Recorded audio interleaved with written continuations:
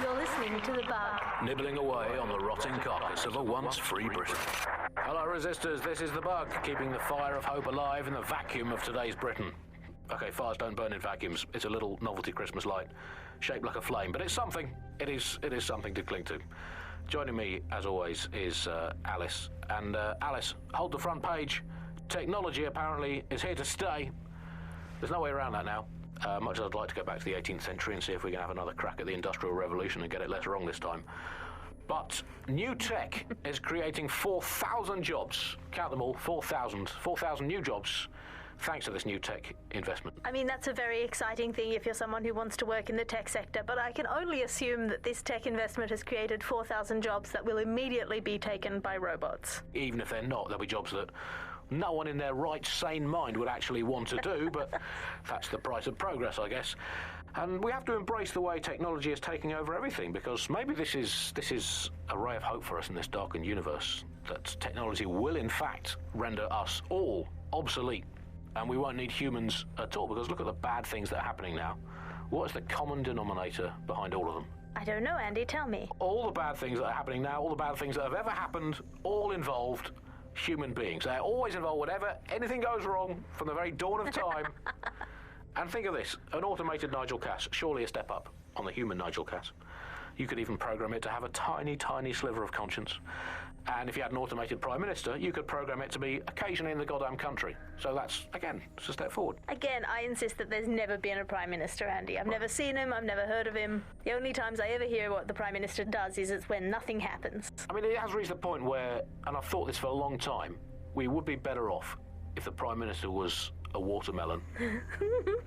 It would be, I think we'd all be happy with that. We'd all know where we stood. You hear him being praised for his diplomatic skills all the time, but the best mark of diplomacy is when nothing happens. So good diplomacy is indistinguishable from him doing absolutely nothing. You are listening to The Bug. 4,000 new dream jobs for everyone. All I can say, Alice, is that I'm very glad that my children studied drama at school, because that has set them up for life in modern Britain. That is the one core skill they need, the ability to pretend that they are living happy and fulfilled lives, that they have jobs that are worth doing, and that they're making the planet a better place, and that they control their own destinies, and that they have even a parody of a private life, and that they can smile without crying. That's what drama teaches them to do. Crucial skills in this day and age. Of course, it's not just the jobs that have been technologicalised beyond all recognition, it is also all reality. Thanks once again to Optic. According to Bloom, the Optic system is now the most secure it's ever been. And, well, of course, I mean, it's so convenient, Optic, isn't it? It saves us so much time and hassle trying to exist in a kind of realm of reality. We don't even need to bother with that. I mean, sure, the government has hacked into my soul and now basically monitors my every waking moment and thought. But at least I don't have to type, "Where's my nearest coffee shop?" into a search engine. At least I don't have to waste anything between 8 and 12 seconds every day going online to look up how to make a bowl of muesli. And at least I'm not frittering away my precious mental energies thinking, what do I actually think? Optic is so secure, Andy. It's more secure than a teenage girl reading a women's magazine. It's more secure than a comedian with a drinking problem. It's more secure than a young man who's just got his first motorcycle license. Finally, before we go today, bug off to the Prime Minister, who has once again FRO'd to who knows where this week. He sure as hell is not here in London. I remember back in the day, Alice, when our Prime Ministers were either incompetent or crooked, but not both at once.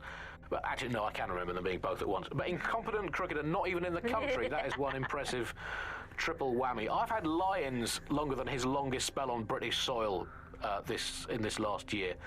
It's this halfway house I can't stand. Either come back and do your job or leave the planet entirely. I'm pretty sure there must be a spare space station knocking around where he can go and entertain himself for the rest of the time. Can we crowdfund it? Tell you what, let's make a cryptocurrency out of something and crowdfund it that way. What have you got spare? Jelly beans? Are they still legal? He's away so often, Andy. I'm starting to think he doesn't like the country. That is all from The Bug today. Fly away, bugs. We are done.